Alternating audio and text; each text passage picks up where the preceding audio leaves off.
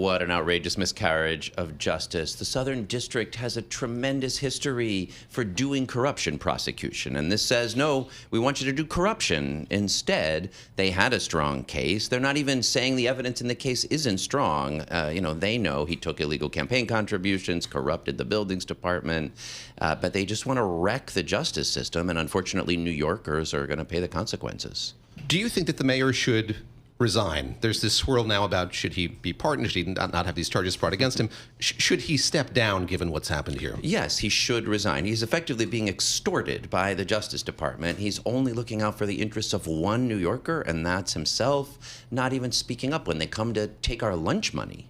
There are many layers to this. It's a two-page memo. I should say the acting deputy attorney general is an alumnus of this office, of the SDNY, which makes this even more astonishing. But there's a line, a footnote buried in it, which I flagged on Twitter and all the other platforms last night, and it's I just find it to be like an astonishing footnote. Quote, your office correctly noted in a February 3rd, 2025 memorandum, quote, as Mr. Bove, Emil Bove, the acting deputy attorney general, clearly stated to defense counsel during our meeting on January 31st, 2025, the government is not offering to exchange dismissal of a criminal case for Adams's assistance on immigration enforcement. A lot of absurdity baked in there and just the way that that's constructed. But this is something that you've honed in on in recent days. That is, was there some sort of deal brokered between the mayor and the president in Mar-a-Lago or elsewhere? It sure looks like it. Elsewhere in the memo, it says we're doing this so that the mayor can get back to the business of fighting, quote unquote, illegal immigration. His job is to protect New Yorkers, not to do the president's bidding. Do you agree, is David Guro's more up to speed on this than I am, and of course, Mr. Lander, so are you, that the way the language is formed, there's a threat to the mayor if you don't do what we say, we're going to bring those charges back? Dismissed without prejudice means we will be watching every step of the way. And if we're dissatisfied with your fealty to the Trump White House, we'll bring the charges back. The difference is Lander studied this at Chicago. I got it from Perry Mason. That's the difference. I can't help but draw a line to what now former President Biden did in the final days of his administration, making these preemptive pardons to his son and others. Look, President Trump could have done the same thing, but there is a flex, a power move here in doing this. You talked about the longstanding independence and proud independence of the SDNY. He's testing them effectively by doing this. I mean, move fast and break things. He's breaking the Justice Department and the tradition of independent prosecution that the Southern District of New York has long had, and that'll mean more corruption. You say he should resign. There's another means of recourse here if he doesn't do that. You, other Democrats, could go to the governor of the state of New York, go to Kathy Hochul and say, look, you have the power to get him to step aside, perhaps force him to step aside. Is that something that you and your fellow Democrats are thinking about and indeed would consider at this moment because of all of this? I mean, the form of removal I'm focused on right now is the ballot box. New Yorkers can get rid of Eric Adams and restore integrity and effective government to City Hall. I mean, people are fed up not just with his corruption, but with his failure to deliver. People are fed up with Democratic mayors of big blue cities who can't govern, and that's what we can elect this year. I want to get to your platform. One last question on this, based on what you just said there. In that memo is this criticism of this case being brought close to an election. I guess 9 months out now from an election is too close for comfort for this Justice Department. As you look at this campaign, how do you see this story being a through line, perhaps the through line as you and your fellow Democrats campaign against him? I mean, New Yorkers know that Eric Adams has run a corrupt administration. I think it's 26 members of his administration have either been indicted or, are under investigation, including him. But he also has been failing to deliver on affordable housing, on public safety, on child care, on just making the government run well. Right. So those will go together. What New Yorkers want is a safer, more affordable, and better run city. And that, I think, will be the through line of this campaign. That's why I'm running. For all of you nationwide on your morning commute on Apple CarPlay, Android Auto, our new digital platform, YouTube, good morning, and subscribe to Bloomberg Podcast. An extensive conversation of our David Gura with Brad Lander. He counts the beans in New York. He's a comptroller, but far, far more of that. As David goes to your campaign, I want to frame this. I said to a family member, finally, whether you're Republican or Democrat, the former mayor of Chicago, Rahm, wrote an essay in the Washington Post. Democrats have become the party of permissiveness. That's ballot box poison. You have a history of progressivism. How does the left in the Democratic Party migrate to the center to to compete. Yeah, I mean, I want to give you some straight talk. I think progressives, including myself, were slow to respond to rising disorder and crime coming out of the pandemic. And we need to be real clear about it. So the number one commitment of my campaign is to end street homelessness for people with serious mental illness in New York City who are on the streets and subways.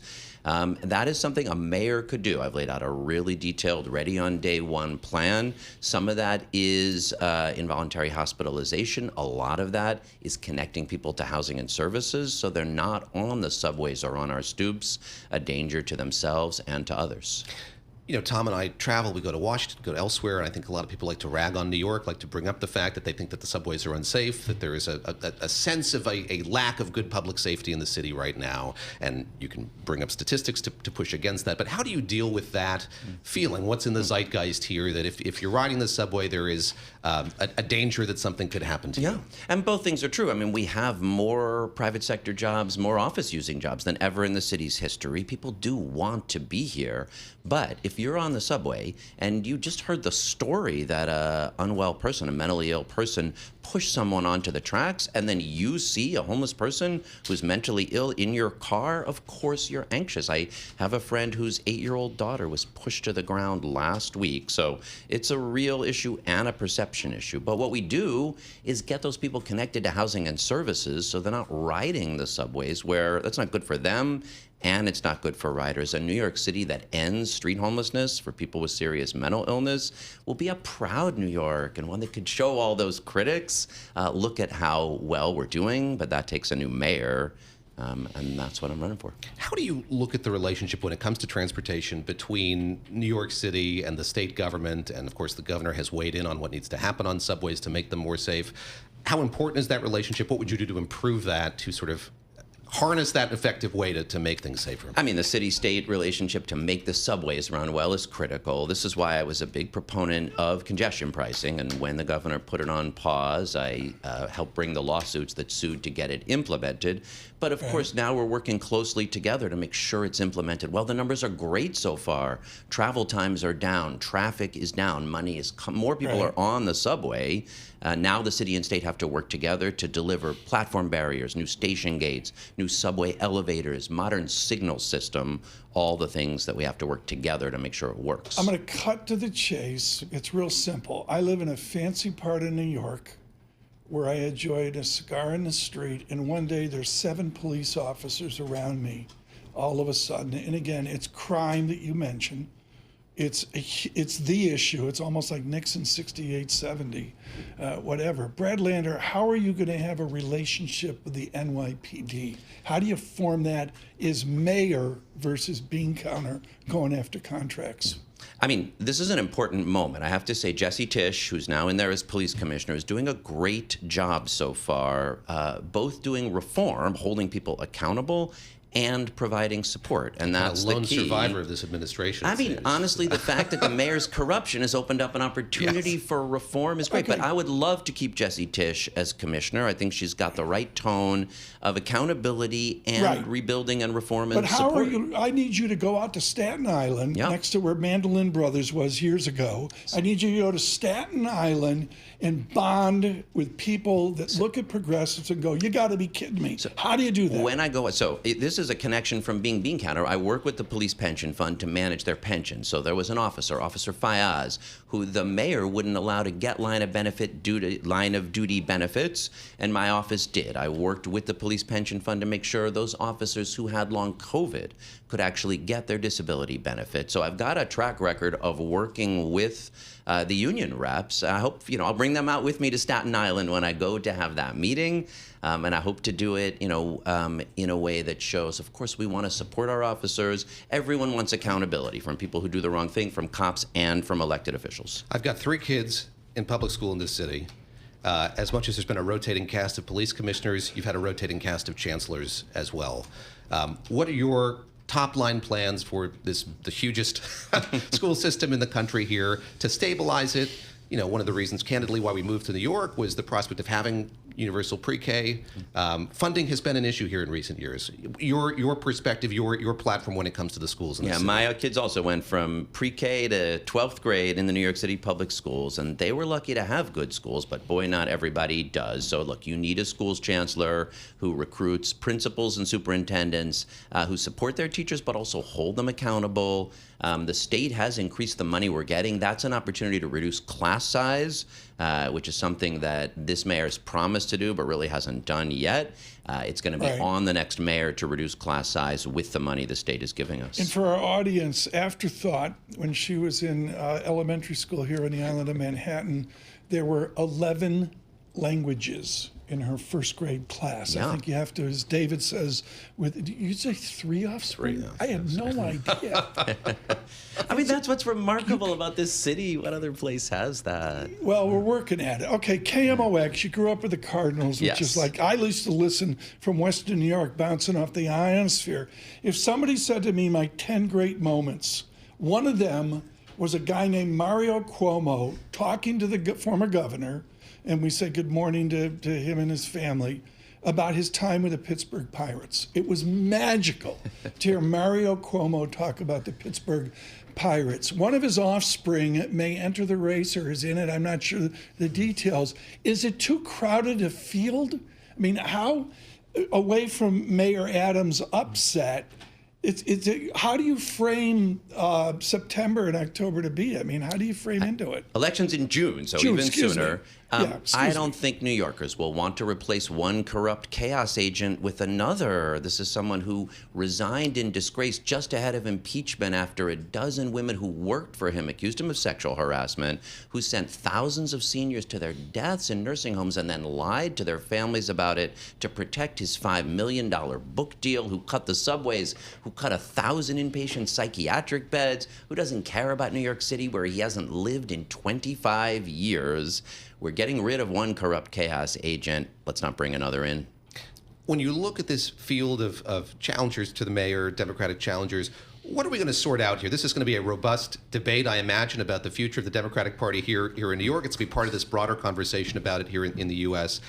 How important is it? How vital is it to have that conversation right now? What are we going to learn from this primary campaign? Yeah, it's critical. Part of the reason in New York people shifted to voting for Trump is they haven't seen government working for them, and there is doubt about whether Democrats can govern big blue cities well. Folks like Michelle Wu are doing it in Boston.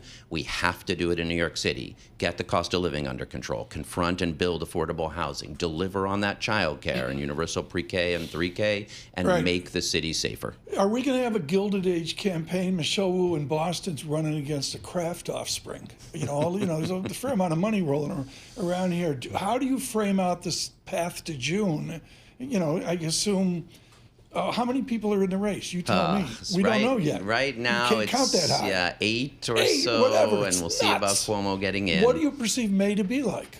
I mean, it's going to be busy. For me, it's going to be a question about who people think can actually run the city well. And that's the track record I have as the city's chief financial officer with a history of actually delivering. We managed $285 billion pension fund. Our audits have saved hundreds of millions of dollars. I can make government work, and I think that's what New Yorkers want. Let me come full circle. Brought up that memo at the top. I read that footnote, which had that innuendo about immigration policy. And let's end there. And, a few weeks back, I was out at Floyd Bennett Field and saw the shelter that had been built there. I gather it's being emptied out or has been emptied out of migrants moved to New York City.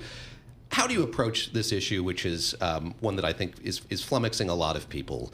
Here we are in a city that has historically welcomed so many. Now we have a federal administration that is wanting to constrict that. What is the duty of the mayor of this city here at this moment where we've had this influx of people here and a lot of people who have left their home countries in great pain?